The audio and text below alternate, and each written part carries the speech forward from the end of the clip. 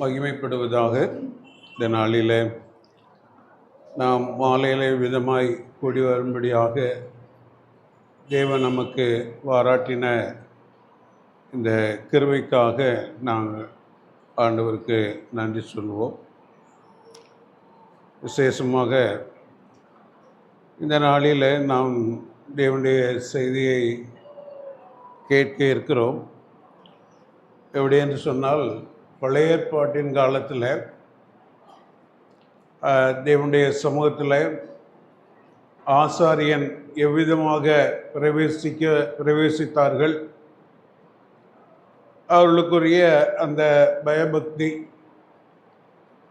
இந்த நாட்களில் நாம் தேவனுடைய சமூகத்தில் எவ்விதமாக கடந்து வருகிறோம் என்பதை குறித்து சிந்திக்கலாம் என்று சொல்லி நினைக்கிறேன். எபிரேயருக்கு எழுதின நிருபம் 9ஆம் அதிகாரம் 6வது வசனத்தை வாசிப்போம்.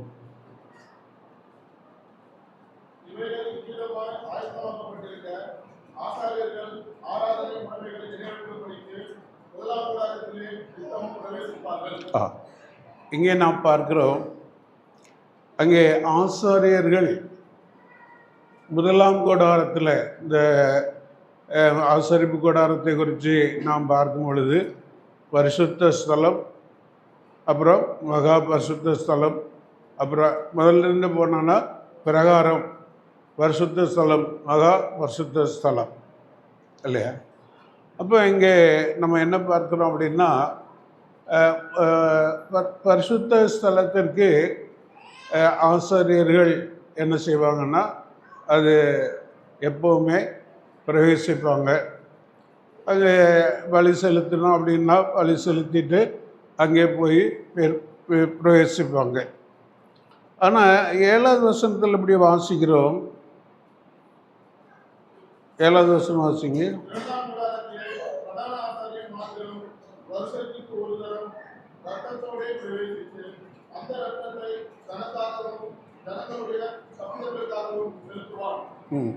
இங்கே நாம் பார்க்கிறோம், 2வது கூடாரம். முதல்ல சொல்லுது முதலாம் கூடாரம், இது 2வது கூடாரம் அப்படின்னு சொல்லப்பட்டிருக்கு.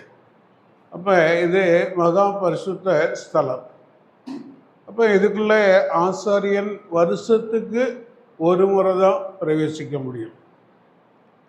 அந்த ஒரு முறையும் ஜனங்களுடைய பாவங்களுக்காகவும் தன்னுடைய பாவத்திற்காகவும் அங்கே பலி செலுத்தி அந்த பலியின் ரத்தத்தோடு அங்கே என்ன செய்யணும், பிரவேசிக்கணும். அடுத்து அவருக்கு என்ன நடக்கும் அப்படின்னு சொல்லி தெரியாது. அதனால் அவருடைய காலில் சங்கிலி கட்டியிருக்கணும், கையில் மணி இருக்கணும், அது அடிச்சுக்கிட்டே என்ன செய்யணும், போகணும். போய் அங்கே தேவனுடைய பிரசன்னத்தில் தேவன் பேசுகிறத கேட்டு, அல்லது இங்கே மக்களுடைய நிலைமையை அவங்களுக்கு சொல்லி அதுக்கப்புறம் அவங்க என்ன செய்யணும், திரும்பி வரணும். அப்போ வெளியில் மக்கள் பயபக்தியோடு கூட இருப்பாங்க. என்னென்னா, ஆசாரியனுக்கு எதுவும் நேர்ந்துடக்கூடாது அப்படிங்கிற ஒரு பயபக்தியோடு கூட எல்லாரும் என்ன செய்வாங்க, இந்த ஆசாரியன் போய் வருகிற வரைக்கும் அவ்வளோ ஒரு பயபக்தியோடு கூட இருப்பாங்க. அப்படி சப்போஸ் அங்கே மணி சத்தம் கேட்கல அப்படின்னு சொன்னோன்னா அந்த ஆசாரியனுக்கு ஏதோ நடந்து போயிடுச்சு. அப்போ உடனே இந்த சங்கிலியை பிடிச்சி இழுத்தனா அவர் வருவார், செத்து போன ஒரு நிலைமையில். செத்து போன ஒரு நிலைமையில் தான் அவங்க வருவாங்க. அவ்வளவு நம்முடைய தேவன் பரிசுத்தம் உள்ளவர். அவர் பரிசுத்தத்தில் பயங்கரமானவர். அப்போ ஆசாரியனுக்கும் அவ்வளோ ஒரு பயம் இருக்கும். நான் எப்படி வாழ்ந்திருக்கிறேன் அப்படிங்கிற ஒரு பயம், பரிசுத்தமாக வாழணும் அப்படிங்கிற ஒரு பயம். அதே மாதிரி இந்த காலப்போக்கில் அது கொஞ்சம் அப்படி மாறி அங்கே ஏலியினுடைய பிள்ளைகளை குறித்து நம்ம பார்க்கிறோம். அங்கேயும் அந்த பரிசுத்தத்தை பார்க்கிறோம். இப்போ ஏலியனுடைய பிள்ளைகள் அங்கே பலி செலுத்த வர்ற ஒரு இடத்துல தகாத விதமாய் நடந்து கொண்டார்கள். அங்கே துணிகரமாக அவருடைய இறைச்சியை எடுக்கிறது, அதே மாதிரி ஆலயத்துக்கு வருகிற பெண்களிடத்தில் தகாத விதமாக நடந்து கொண்டார்கள். ஆண்டவர் அதற்காகத்தான் இந்த அன்னாளுடைய கற்பத்தை அடைத்து அன்னாள் ஒரு பொருத்தனையோடு கூட தேவனிடத்தில் கேட்குறாங்க, ஆண்டவரே எனக்கு ஒரு ஆண் பிள்ளை கொடுத்தீங்க அப்படின்னா அதை நான் உமக்கே என்ன செஞ்சிடுறேன், கொடுத்துட்றேன் அப்படின்னு சொல்லி அதை உமக்கே கொடுத்துட்றேன்.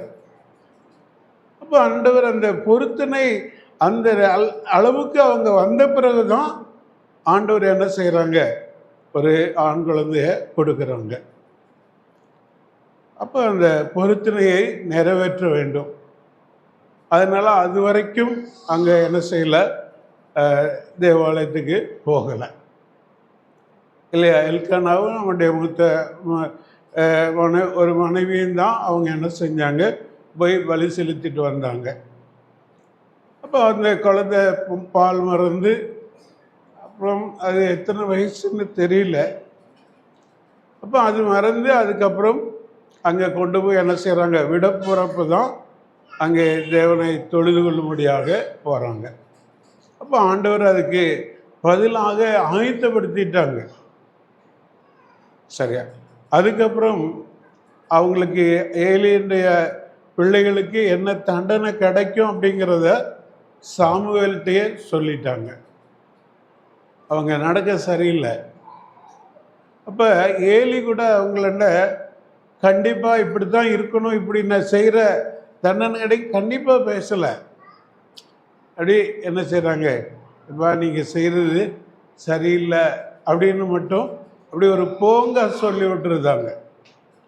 இப்போ அதனுடைய விளைவு அவங்க மனம் திரும்பலை. அதனுடைய விளைவை நம்ம என்ன பார்க்குறோம் அப்படின்னா, பினேகாசும் இன்னொருத்தர் பேர் என்ன, சரி, அவங்க 2 பேருமே மரித்து போகிறத நம்ம பார்க்குறோம். சரியா, அவங்க 2 பேருமே மரித்து போகிறாங்க. அப்போ நம்ம தேவனுடைய சமூகத்தில் வருகிறது நானும் நீங்களும் தான். சரியா, எவ்வளவு பரிசுத்தமாக இருக்கணும் அப்படிங்கிறத நம்ம பார்க்குறோம். சரி, இப்போ நம்ம பொதுவாக நம்ம எப்படி வர்றோம் அப்படின்னு சொல்லிட்டு நம்ம தான் என்ன செஞ்சுக்கணும், பார்த்துக்கிடணும். சரி, ஏன் அப்படின்னா ஆண்டவர் பரிசுத்தம் உள்ளவர், பரிசுத்தத்தில் பயங்கரமானவர். அது பழைய ஏற்பாட்டின் காலத்தில் தான், ஆனால் இப்போ அப்படி இல்லை அப்படின்னு சொல்லிட்டு சொல்ல முடியாது. புதிய ஏற்பாட்டின் காலம் கிருபையின் காலம், அதனால இப்போ அப்படியெல்லாம் நம்ம எதிர்பார்க்க முடியாது அப்படின்னு சொல்லிட்டு நம்ம சொல்ல முடியாது. இன்றைக்கும் அதே பரிசுத்தத்தில் அவர் இருக்கிறார் என்று சொல்லி பார்க்கிறோம். சரி, அடுத்து நம்ம பார்க்குற சமயத்தில்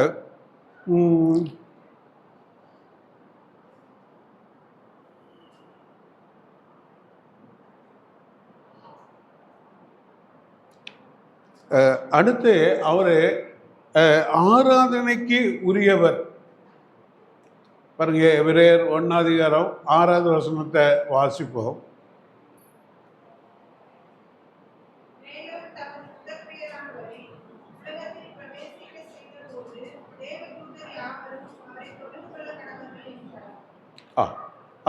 அங்கே தேவதூதர்களுக்கும் ஆண்டவராகிய இயேசு கிறிஸ்துவுக்கும் உள்ள ஒரு வித்தியாசத்தை சொல்லிக்கிட்டே வராங்க இல்லையா. தேவதூதர்கள் நம்முடைய பணிவிடை ஆவிகள் தான், நமக்கு உதவி செய்கிறவங்க, வேலை செய்கிறவங்க, நம்முடைய ஜெபத்தை கொண்டு போகிறவங்க, அங்கிருந்து கொண்டு வர்றவங்க, இப்படிப்பட்ட ஒரு பணிவிடை ஆவிகள் தான். ஆனால் ஆண்டவராகிய இயேசு கிறிஸ்து நம்முடைய ஆராதனைக்கு உரியவர், ஆராதனைக்கு உரியவர். பாருங்க, அவரை தொழுது கொள்ளணும் அப்படின்னு சொல்லி சொல்றாங்க. நம்ம பார்க்கிறோம், ஆண்டவராகிய இயேசு கிறிஸ்து பிறந்த உடனே மேய்ப்பர்கள் போய் தொழுது கொண்டாங்க, சாஸ்திரிகள் வந்து தொழுது கொண்டாங்க. அது மட்டுமல்ல, அவர் தொழுது கொள்ளக்கூடியவர், அதற்கு உரியவர் அவர்தான் இல்லையா? அப்போ அதனால நம்முடைய ஆண்டவராகிய இயேசு கிறிஸ்து தொழுது கொள்றதுக்கு உரியவர். அவரை நம்ம தொழுது கொள்ள வேண்டும் இல்லையா? அவருடைய சமூகத்தில் எப்படி வரணும், அவரை நாம் என்ன செய்யணும் அப்படின்னா, அவரை தொழுது கொள்ளக்கூடியவங்களாக, ஆராதிக்கக்கூடியவங்களாக நாம் என்ன செய்யணும், இருக்கணும். அது ரொம்ப முக்கியம் இல்லையா? இப்போ நம்ம ஆண்டவரை ஏற்றுக்கொண்டோம் அப்படின்னு சொன்னால், அடுத்து நம்ம செய்ய வேண்டியது ஆண்டவரை ஆராதிக்கக்கூடியவங்களாக மாறணும். சரி, அப்போ ஆராதிக்கிறதுக்கு நான் என்ன செய்யணும் இல்லையா? நான் ஆண்டவரை ஏற்றுக்கொண்டேன், நான் அவரை ஆராதிக்கிறதுக்கு என்ன செய்யணும் அப்படின்னு சொன்னா, நீங்கள் முதலாவது அவருடைய கட்டளைக்கு கீழ்ப்படியணும். அவருடைய கட்டளை என்ன அப்படின்னு சொன்னா என்ன செய்யணும்? நம்ம ஞானஸ்தானம் எடுக்கணும். அடுத்து என்ன செய்யணும் அப்படின்னு சொன்னா, அவரை பற்றி மற்றவங்களுக்கு சொல்லக்கூடியவங்களாக இருக்கணும். அதான் மத்தேயு சுவிசேஷத்தில் அந்த கடைசியாக சொல்லப்பட்டிருக்கிறத பார்க்கிறோம். நீங்கள் புறப்பட்டு போய் சகல ஜாதிகளையும் சீசராக்கி பிதா குமாரன் நாமத்தினாலே அவர்களுக்கு ஞானஸ்தானம் கொடுத்து, நான் கட்டளையிட்ட யாவையும் அவர்கள் கை கொள்ளும்படி அவர்களுக்கு உபதேசம் பண்ண. அப்போ ஆண்டவர் கட்டளையிட்டிருக்கிறத வார்த்தைக்கு நாம் கீழ்ப்படியணும். அப்போ ஆண்டவருடைய கட்டளையை அப்போஸ்தலர்கள் நிறைவேற்றினாங்க. அவங்க கர்த்தரை ஆராதிச்சாங்க. அப்போ அவங்க ஆண்டவரை நினைவு கூறக்கூடியவங்களாக இருந்தாங்க. ஆண்டவரை நினைவு கூறக்கூடியவங்களாக இருந்தாங்க. அப்போ வாரந்தோறும் அங்கே கர்த்தரை நினைவு கூறக்கூடியவங்களாக இருந்தாங்க.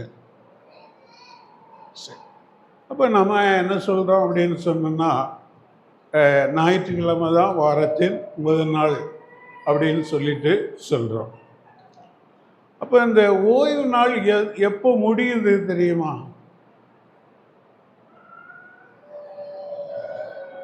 சனிக்கிழமை ஓய்வு நாள். அது எப்போ முடியுது?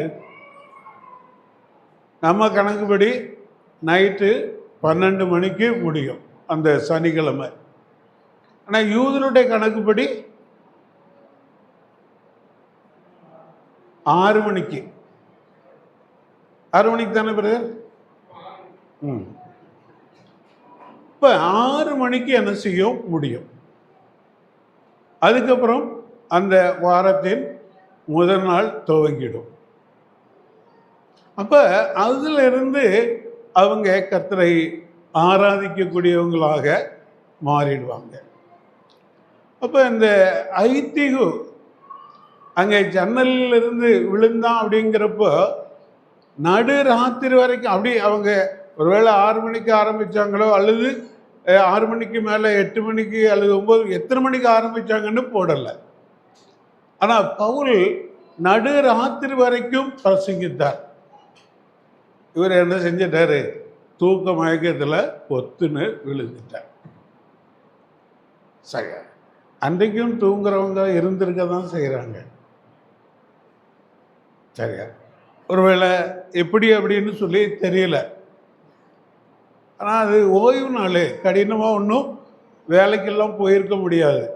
இல்லைன்னா கடினமாக பகலெல்லாம் கடினமாக உழைச்சிட்டு வந்து ராத்திரியெல்லாம் முழிச்சிருந்ததுனால அவர் விழுந்துட்டாரு அப்படின்னு சொல்லலாம் தூக்கத்தில். ஆனால் அதுக்கு முந்தின நாள் ஓய்வு நாள். அதனால் அவங்க என்ன செய்ய முடியாது? வேலைக்கு போயிருக்க முடியாது, வீட்டில் தான் இருந்திருப்பாங்க. ஓய்வு நாள் முடிஞ்சு வாரத்தின் முதல் நாள் கர்த்தரை ஆராதிக்கும்படியாக கடந்து வந்திருக்கிறாங்க. அப்போ அங்கே என்ன பார்க்குறோம் அப்படின்னு சொன்னோம்னா, அங்கே நடுராத்திரி வரைக்கும் பிரசங்கித்தார். அப்போ வாரத்தின் முதல் நாளிலே நாம் கர்த்தரை ஆராதிக்கக்கூடியவர்களாக ஆண்டவர் சொன்னாங்க, என்னை நினைவுகூறும்படி இதை செய்யுங்கள். இது ஆண்டவருடைய கட்டளை. அப்போ ஞானஸ்தானம் எடுத்துட்டேன் அப்படின்னு சொன்னால் நாம் ஆண்டவரை ஆராதிக்கக்கூடியவர்களாக நினைவு கூறக்கூடியவர்களாக இருக்கணும். சரி, அதுக்கப்புறம் அவங்க ஆண்டவர் சொன்னாங்க, நீங்கள் புறப்பட்டு போய் சகல ஜாதிகளையும் சீசராக்கு. இன்னைக்கு அப்போஸ்தலர்கள் என்ன செஞ்சாங்க அப்படின்னா, ஆண்டவர் நீ புறப்பட்டு போ அப்படின்னாங்க. அவங்க போனாங்களா? இல்லை. முதல்ல 120 பேர், அப்புறம் 3000 பேர், அப்புறம் 5000 பேர், இப்படி எல்லாம் ரட்சிக்கப்பட்டாலும் அவங்க ஒரே இடத்துல எல்லாத்தையும் கொண்டாந்து விற்று கொண்டாந்து போட்டு அங்கேயே சாப்பிட்டு அங்கேயே அப்படியே அவங்க ஒரே இடத்துல என்ன செஞ்சாங்க, குவிஞ்சாங்க. அதனால ஆண்டவருடைய வார்த்தைக்கு அவங்க கீழ்ப்படியலை. இன்றைக்கும் அப்படியெல்லாம் இருக்குது. 5000 10,000 இல்லையா, 55,000 பேர் உட்கார்றது கூட சபை கட்டியிருக்கிறாங்க. கேட்குறப்ப ஆச்சரியமாக தான் இருக்கு. சரி, அப்போ இவங்க புறப்பட்டு போ அப்படின்னா அவங்க ஒரே இடத்துல தான் என்ன செஞ்சுருக்கிறாங்க, கூடியிருந்தாங்க. இப்போ ஆண்டவர் என்ன செஞ்சாங்க, சபையை சிதறடிச்சாங்க. அப்புறம் எங்கேயும் அங்கங்கே போனவங்க சுவிசேஷத்தை அறிவிச்சாங்க. புரியுதா? நம்ம சுவிசேஷத்தை அறிவிக்கணும். அப்படி இல்லைன்னா ஆண்டவர் நம்மளை சிதறடிப்பாங்க. சிதறி போனவங்கள் எங்கும் தெரிந்து சுவிசேஷத்தை அறிவித்தாங்க. அங்கங்கே சபைகள் உருவானது. இப்போ ஆண்டவருடைய கட்டளைக்கு நம்ம என்ன செய்யணும், கீழ்ப்படியணும் இல்லையா? அப்போ அப்படி நம்ம என்ன செய்கிறோம், போய் மற்றவங்களுக்கு சுவிசேஷத்தை சொல்லணும். இது ஆண்டவருடைய கட்டளை. இப்போ நம்ம ஒன்றுக்கு கீழ்ப்படுகிறோம், ஒன்றுக்கு கீழ்ப்படிய மாட்டேன்றோம் இல்லையா? ஆராதிக்கிறதுக்கு கீழ்ப்படுகிறோம், அறிவின்னு சொன்னால் என்ன செய்ய மாட்டேன்றோம், அதற்கு உடன்பட மாட்டேன்றோம். அறிவிக்கணும். அப்போ தான் என்ன செய்வாங்க, ஆத்துமாக்கள் மனம் திரும்புவாங்க. சரி, அது ஆண்டவர் நமக்கு கொடுத்திருக்கிற ஒரு கட்டளை. அதை நம்முடைய வாழ்க்கையில் நிறைவேற்றணும். அதோடு கூட அப்போஸ்தலர் நடவடிக்கைகளில் சொல்லியிருக்கிறாங்க, 1:8 சொல்லியிருக்குன்னு நினைக்கிறேன், நீங்கள் எனக்கு சாட்சிகளாக இருக்கிறீர்கள் இல்லையா? அடுத்து நம்ம ஆண்டவருக்கு என்ன நல்ல சாட்சிகளாக ஸ்தானாபதிகளாக என்ன செய்யணும், இருக்கணும் இல்லையா? அப்போ நம்ம ரொம்ப முக்கியம். இப்போ நம்ம சில காரியங்களை நம்ம என்ன செய்கிறோம் அப்படிங்கிற ஒரு திருப்தி நமக்கு உண்டு. ஆனால் சில காரியங்களை பற்றி நம்ம கவலைப்படுகிறதே இல்லை. நான் மற்றவங்களுக்கு சுவிசேஷத்தை சொல்கிறோமா, இல்லை நாம் சாட்சியாக இருக்கிறோமா? ஆண்டவர் இதுதான் சொன்னாங்க, நீங்கள் எனக்கு சாட்சிகளாய். இப்போ எங்கெல்லாம் அப்படின்னு சொல்லிட்டு பார்க்குறப்ப எருசலேம், யூதயா, சமாரியா, அப்புறம் பூமியின் கடைசி வரைக்கும், வீட்டில், வெளியில், ஊரில், அப்புறம் மற்ற இடங்களிலும் நம்ம என்ன செய்யணும், சாட்சியாக இருக்கணும். அப்படியாக நம்ம இருக்கணும் அப்படின்னு சொல்லிட்டு நம்ம பார்க்குறோம். அப்போ ஆண்டவராகிய இயேசு கிறிஸ்து ஆராதிக்கு உரியவர் என்று சொல்லி நம்ம பார்க்கிறோம். அதே மாதிரி 10ஆம் அதிகாரம் 5வது வசனம் வாசிங்க. எபிரேயர் 10:5.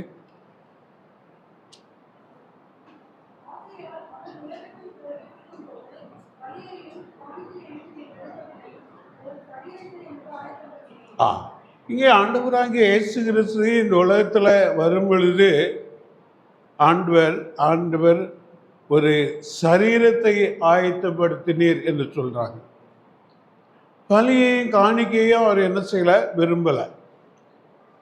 அவர் இந்த உலகத்தில் என்ன செஞ்சாங்க, வந்தபொழுது அவர் இந்த உலகத்தில் மாம்சத்தையும் இரத்தத்தையும் உடையவராக இருந்தார்.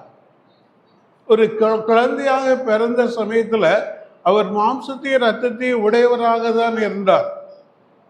அதுக்கு முன்னாடி அவர் ஆவியாக தான் இந்த உலகத்தில் வந்தார் என்று பார்க்கிறோம். அநேகருக்கு தரிசனமாக இருக்கிறார். அங்கே ஆபிரகாமுக்கு தரிசனமாக இருக்கிறார், மனோவாவுடைய மனைவிக்கு தரிசனமாக இருக்கிறார், ஆபிரகாமுக்கு தரிசனமாக இருக்கிறார். இப்படி நம்ம நிறைய பேரை நம்ம என்ன செய்ய முடியும், பார்க்க முடியும். அவர் இந்த உலகத்தில் வெளிப்பட்டதை. ஆனால் நம்மை மீட்கும்படியாக இந்த உலகத்துக்கு வரும் பொழுது அவர் மாம்சத்தையும் இரத்தத்தையும் உடையவராக வந்தார். அப்போ அதுதான் எனக்கு ஒரு சரீரத்தை ஆயத்தப்படுத்தினீர் என்று சொல்லி பார்க்கிறோம்.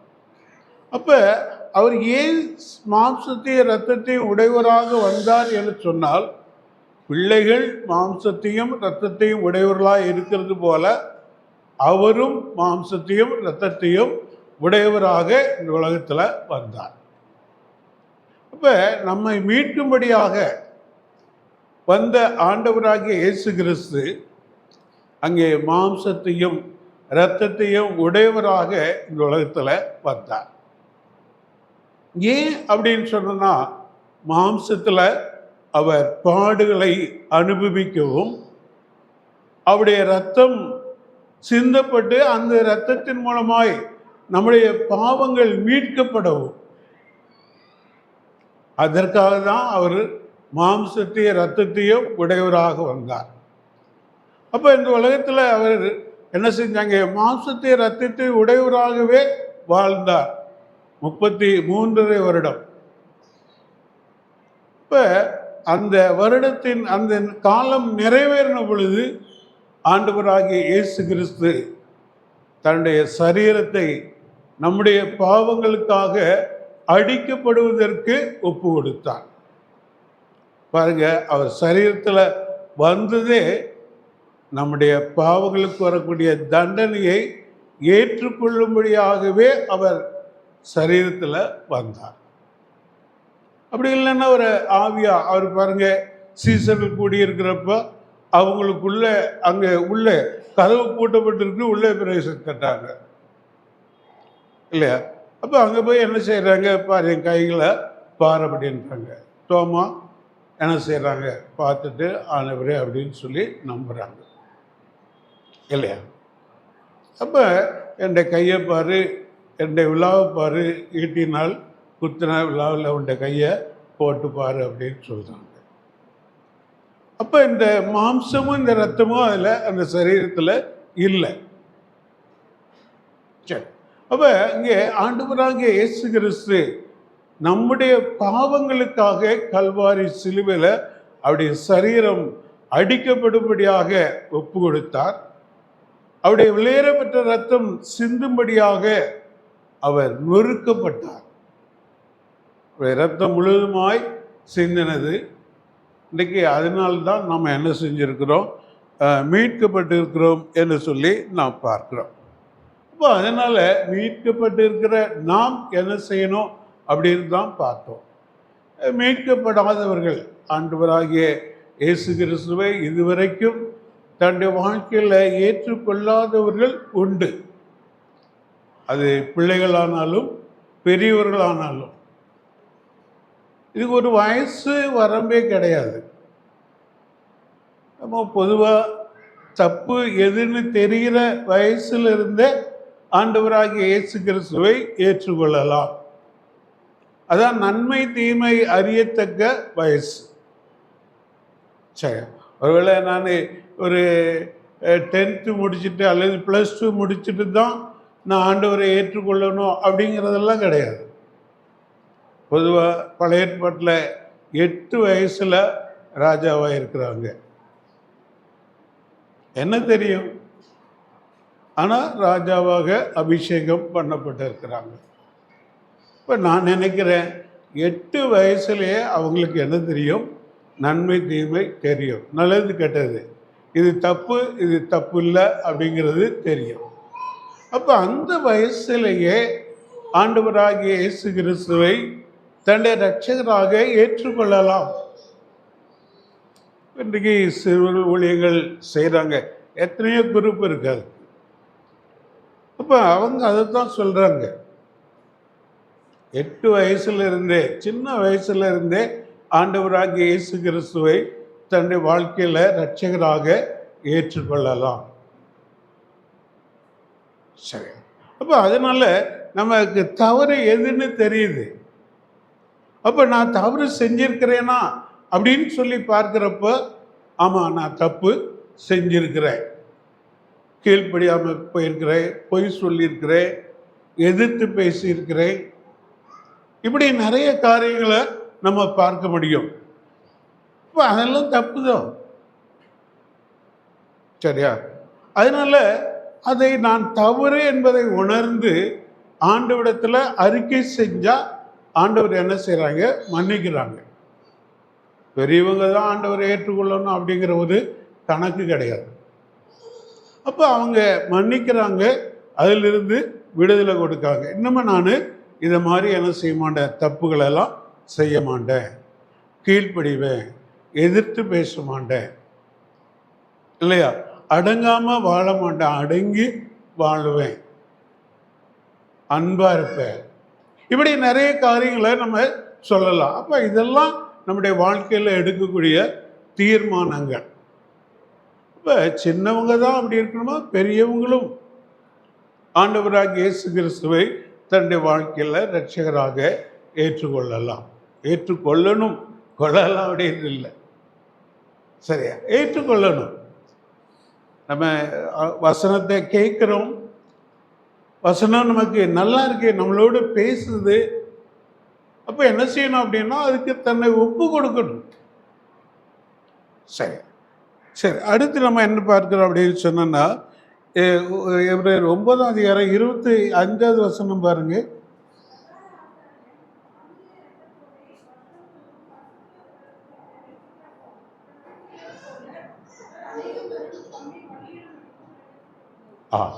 பாருங்க, இங்கே இந்த பிரதான ஆசாரியன் என்ன செய்யணும்னா, அடிக்கடி இல்லையா ரத்தத்தோடு தேவனுடைய சமூகத்தில் பிரவேசிக்கணும். ஆனால் ஆண்டவராகிய இயேசு கிறிஸ்து அப்படி இல்லை.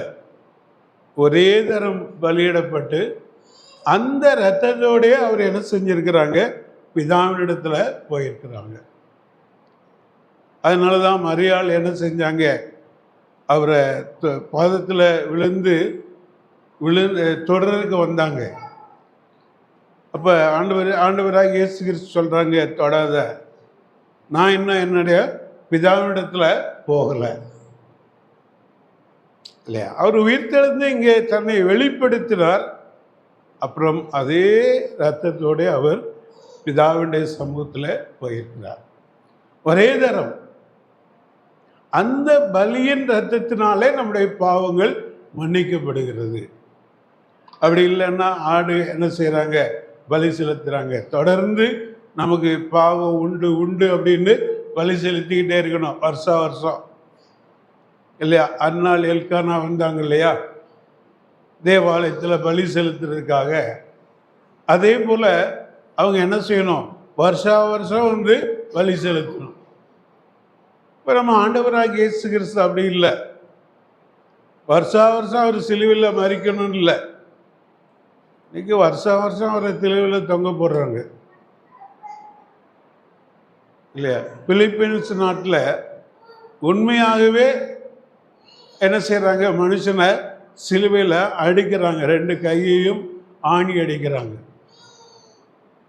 இப்போ இந்த அளவு குத்துறாங்க இல்லையா, இந்த பக்கம் குத்தி இந்த பக்கம் வந்து அவங்க என்ன செய்கிறாங்க, போகிறாங்க, முதுகில் குத்திக்கிட்டு வண்டியை இழுக்கிறாங்க, இல்லையா? அப்போ அது மறைத்து போகுது. அதே போல் பிலிப்பீன்ஸ் நாட்டில் அந்த மாதிரி என்ன செய்கிறாங்க, உண்மையாகவே அழிக்கிறாங்க. சரியா? எந்த பண்டிகைக்கு தெரியுமா? Good Friday. இல்லையா? அதுக்கு என்ன செய்கிறாங்க, சிலுவை அடித்து அப்படி ஊர்வலமாக வந்து அந்த நாளை இயேசு கிறிஸ்து சிலுவையில் அடிக்கப்பட்ட நாள் அப்படின்னு சொல்லிட்டு அவங்க நினைக்கிறாங்க, பண்டிகையாக கொண்டாடுறாங்க. இப்போ அதனால் ஆண்டவராகிய இயேசு கிறிஸ்து அங்கே ஒரே தரம் பலியிடப்பட்டார். இன்னும் அவர் நமக்காக வந்து பலியிடணும், பலியாகணும் அப்படி இல்லை. அவர் மறுபடியும் வருவேன் அப்படின்னு சொல்லி தான் நமக்கு வாக்கு கொடுத்து போயிருக்கிறாங்க, இல்லையா? நான் மறுபடியும் வருவேன், அப்போ வந்து நான் உங்களை என்னிடத்தில் சேர்த்து கொள்வேன். அப்போ ஆண்டவராகிய இயேசு கிறிஸ்துவினுடைய 2வது வருகை இருக்கு. ஆனால் அதுக்கு முன்னாடி ஒரு ரகசிய வருகை இருக்கு. ரகசிய வருகை. அந்த வருகையில சபை எடுத்துக்கொள்ளப்படும். இப்போ நான் எடுத்துக்கொள்ளப்படுவேனா அப்படிங்கிறது அந்த கேள்வி எனக்கும் இருக்கணும், உங்களுக்கும் இருக்கணும். சரியா? நான் எடுத்துக்கொள்ளப்படுவேனா? இந்த ரகசிய வருகையில நான் எடுத்துக்கொள்ளப்படுவேனா? இப்போ கிறிஸ்துவுக்குள்ள மரித்திருந்தாலும் நாம் என்ன செய்வோம்? முதலாவது எழுந்திருப்போம். உயிரோடு இருந்தாலும் நாம் அவரோடு கூட எடுத்துக்கொள்ளப்படுவோம், இல்லையா? அதுக்கு நம்ம பாத்திரமாக வாழணும். அதனால இந்த ரட்சிப்பை ஒரு 3 விதத்தில் சொல்லுவாங்க. ரட்சிக்கப்பட்டேன், ரட்சிக்கப்பட்டு கொண்டு இருக்கிறேன், ரட்சிக்கப்படுவேன், இல்லையா? முதலாவது நான் ரட்சிக்கப்பட்டேன் ஒரு நாள். அதுக்கப்புறம் நான் ஒவ்வொரு நாளும் ரட்சிக்கப்பட்டு கொண்டே இருக்கிறேன். ஒவ்வொரு நாளும் என்னுடைய பாவம் கழுவப்பட்டு கொண்டே இருக்கிறது. ஏன்னா நான் உலகத்தில் வாழ்கிறேன். கரைப்படுகிறது, தூசிப்படுகிறது, அழுக்குப்படுகிறது. அப்போ நான் ஒவ்வொரு நாளும் கழுவப்பட்டு கொண்டே இருக்கிறேன். அப்புறம் ஒரு நாள் முற்றிலுமாக நான் என்ன செய்வேன்? ரட்சிக்கிறேன். அதுக்கப்புறம் நமக்கு பாவம் கிடையாது. சரி, அதுதான் ஆண்டவராகிய இயேசு கிறிஸ்துவினுடைய ரகசிய வருகை. அதனால இன்னைக்கு இருக்கிற விசுவாசிகள் நம்ம உபத்திரவ காலத்துக்குள்ள போக மாட்டோம், இல்லையா? உபத்திரவ காலத்துக்குள்ள நம்ம போக மாட்டோம். நாம் எடுத்துக்கொள்ளப்பட்டதுக்கு அப்புறம் தான் இந்த உலகத்தில் உபத்திரவ காலம் வரும். 7 வருஷம் அல்ல 3 வருஷம் உபத்திரவ காலம். ஃபஸ்ட்டு 3 வருஷம் ரொம்ப செழுமையாக இருக்கும், எல்லாரும் ரொம்ப சந்தோஷமாக இருப்பாங்க. அதுக்கப்புறம் உபத்திரவம். அவன் தான், நான் தான் கடவுளை என்னை தான் வணங்கணும் அப்படின்னு சொல்கிறது நம்ம எடுத்துக்கொள்ளப்பட்ட பிறகு தான் வரும். இன்றைக்கி விசுவாசிகள் உபத்திரவ காலத்துக்குள்ளே போவாங்க அப்படின்னு சொல்கிறாங்க. அதனால நம்ம முடிவு வரையும் என்ன செய்யணும்? இருந்தால் தான் ரட்சிக்கப்படுவோம், உபத்திரவ காலத்திலையும் நம்ம மீட்கப்படுவோம் அப்படின்னு சொல்கிறாங்க. உபத்திரவ காலம் இந்த 2ஆம் ரகசிய வருகையில் எடுத்துக்கொள்ளப்படாதவங்களுக்கு அந்த உபத்திரவ காலத்தில் ஆண்டவராகிய இயேசு கிறிஸ்துவை ஏற்றுக்கொண்டவங்களும் உண்டு. சரியா? நான் அந்த ஷிப் மாட்ட மாட்டேன், நெத்தியில் அந்த இதை தரிக்க மாட்டேன், நீ என்ன செஞ்சாலும், நான் செத்தாலும் பரவாயில்ல, நீ சொல்கிறத கேட்க மாட்டேன் அப்படின்னு சொல்லிட்டு உறுதியாக இருப்பாங்க. அவங்களுக்கு அநேக பாடுகள். அப்படிப்பட்டவங்களும் ரட்சிக்கப்படுவாங்க உபத்திரவ காலத்திலையும். ஆனால் ரொம்ப ரேராக இருக்கும். சரி, அப்போ அதனால் ஆண்டவராகிய இயேசு கிறிஸ்துவினுடைய வருகைக்கு நாம் ஆயத்தமாக இருக்கணும். சரியா? ரொம்ப சீக்கிரமாக வர்றேன் அப்படின்னு சொல்லியிருக்கிறாங்க. அது வாக்கு மாறாதவர். இயேசு கிறிஸ்து நேற்றும் இன்றும் என்றும் மாறாதவர். அவர் சொல்லியும் செய்யாதிருப்பாரா? அவர் செய்வார், மாறாதவர். அவருடைய வாக்கு நிறைவேறும்.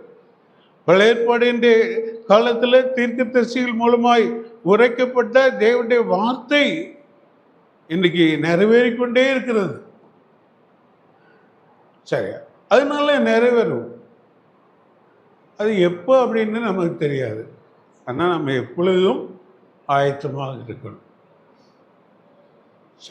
இப்போ அது நமக்கு ரொம்ப முக்கியம். ரட்சிக்கப்பட்டவங்களுக்கு அது ரொம்ப நமக்கு முக்கியமாக இருக்கிறது. இப்போ அதனால் நம்ம எப்பொழுதும் ஆயத்தமாக இருப்போம். சரி, இதோட இந்த கூடத்தை முடிக்கிறேன். அதனால் உங்களுக்கு மறுபடியும் ஞாபகப்படுத்துகிறேன்.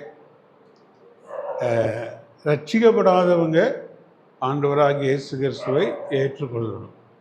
ஏற்றுக்கொள்ளாதவங்க, அங்கே சின்ன பிள்ளைகளாக இருந்தாலும் பெண்களாக இருந்தாலும் பரவாயில்ல,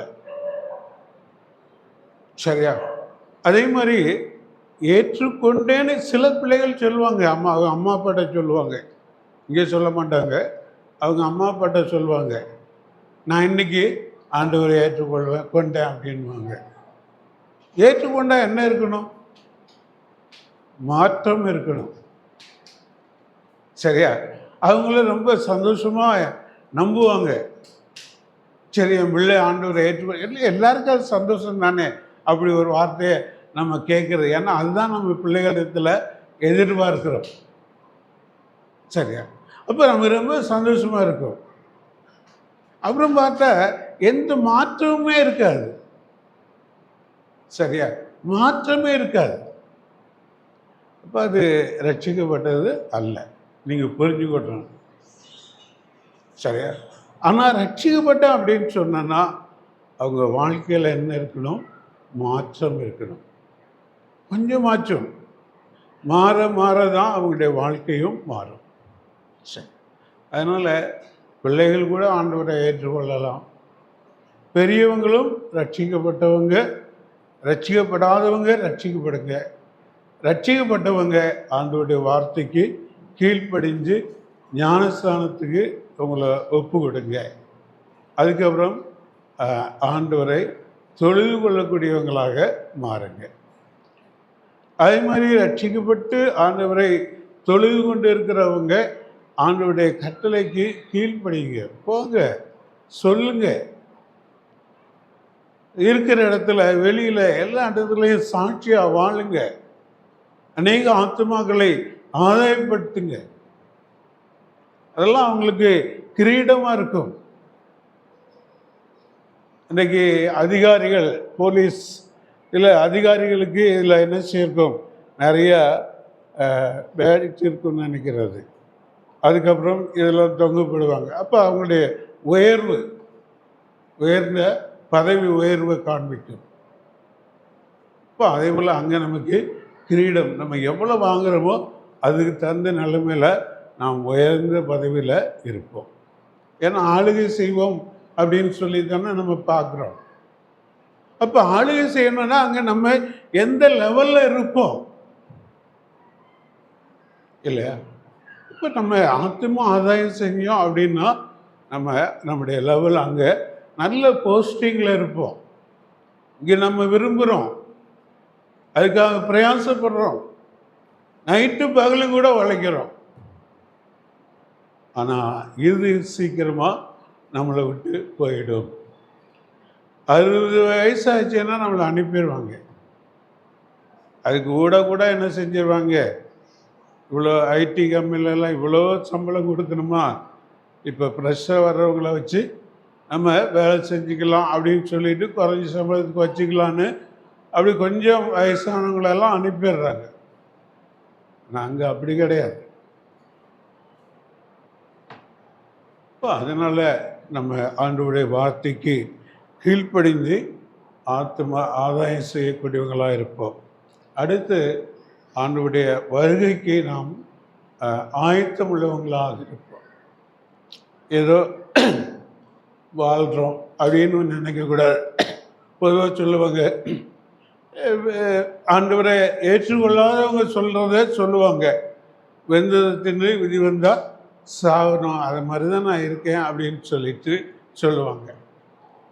நம்ம அப்படி என்ன செய்யக்கூடாது? சொல்லக்கூடாது. சொல்லலைனாலும் அந்த நிலைமையில காணப்படக்கூடாது. அதனால நம்ம ஆண்டவருக்காக வாழுவோம், எழுந்து பிரகாசிப்போம், எழுந்து கட்டுவோம். புறப்படு அப்படின்னு தான் ஆண்டவர் சொல்கிறாங்க. சரி, அப்போ நம்ம ஆண்டவருக்காக பிரகாசிப்போம், ஆண்டவருக்காக எழுந்து கட்டக்கூடியவர்களாக இருப்போம். அவருடைய நாமத்துக்கு மகிமையாக சாட்சியாக வாழ தேவன் தாமே நமக்கு உதவி செய்வாராக. ஆமீன். ஜெபம் செய்வோம். எங்களை நேசிக்கிறீங்க நல்ல ஆண்டவரே, இந்த அருமையான இரவில் நாங்களும் துதிக்கிறோம், ஸ்தோத்திரிக்கிறோம். இந்த இரவில் கூட நாங்கள் உடைய சமூகத்துக்கு வரும்படியாக கொண்டு வந்தீங்க, அதற்காக நமக்கு ஸ்தோத்திரம். உடைய பிள்ளைகள் வாஞ்சியோடும் ஆவலோடும் ஆசையோடும் உடைய வசனத்தை கேட்கும்படியாக கடந்து வந்திருக்கிறார்கள். ஆண்டவரே, வந்திருக்கிறதுல உடைய பிள்ளைகள் உம்மை ஏற்றுக்கொள்ளாதவர்கள் இருந்தால் ஏற்றுக்கொள்ளவும், ஏற்றுக்கொண்டவர்கள் உடைய வார்த்தைக்கு கீழ்ப்படிஞ்சு ஞானத்தின் மூலமாக தன்னுடைய சாட்சியை பகிர்ந்து கர்த்தரை ஆராதிக்கக்கூடியவர்களாக தொழுது கொள்ளக்கூடியவர்களாக இருக்க உதவி செய்யுங்க. ஆண்டவரை ஏற்கனவே ஆண்டவரை ஏற்றுக்கொண்டு கீழ்ப்படிஞ்சு தொழுது கொள்ளக்கூடியவர்கள் ஆண்டவருடைய கட்டளைக்கு கீழ்ப்படிய உதவி செய்யுங்க. போய் சொல்லக்கூடியவர்களாக அநேக ஆத்மாக்களை ஆதாயப்படுத்தக்கூடியவர்களாக இருக்க உதவி செய்யுங்க. அது மட்டுமல்ல, நீங்கள் எனக்கு சாட்சிகளாக இருக்கிறீர்கள் என்று சொன்னது போல சாட்சிகளாக இருக்கவும், நிருபங்களாக வாசிக்கப்படக்கூடிய நிருபங்களாக இருக்கிறீர்கள் என்று சொல்லி பார்க்கிறோம். அவ்விதமாக இருக்க எனக்கும் எங்களுக்கும் உதவி செய்யுங்க. தொடர்ந்து நீங்கள் சீக்கிரமாக வர்றேன்னு சொல்லியிருக்கிறீங்க, வரப்போறீங்க. அதற்கு நாங்கள் ஆயத்தமாக இருந்து நம்முடைய வருகையில் எடுத்து கொள்ளப்படும்படியான சிலாக்கியத்தை தாங்க. தொடர்ந்து நம்முடைய மாறாத கிருபையும் கேட்ட வசனமும் எங்களுடைய ஆவியானவர் தாமே எங்களோடு கூட இருந்து எங்களை வழிநடத்தி காத்துக்கொள்ள வேண்டும் என்று எங்கள் ஆண்டவரும் மீட்பரும் இரட்சகருமாயிருக்கிற இயேசு கிறிஸ்துவின் இனிய நாமத்தில் உடைய சமூகத்தில் வேண்டிக் கொள்கிறோம் நல்ல பிதாவே, ஆமென். என் ஆத்மாவே கர்த்தரை ஸ்தோத்திரி, என் முழு உள்ளமே அவருடைய பரிசுத்த நாமத்தை ஸ்தோத்திரி. என் ஆத்மாவே கர்த்தரை ஸ்தோத்திரி, அவர் செய்த சகல உபகாரங்களையும் மறவாதே. ஆமென்.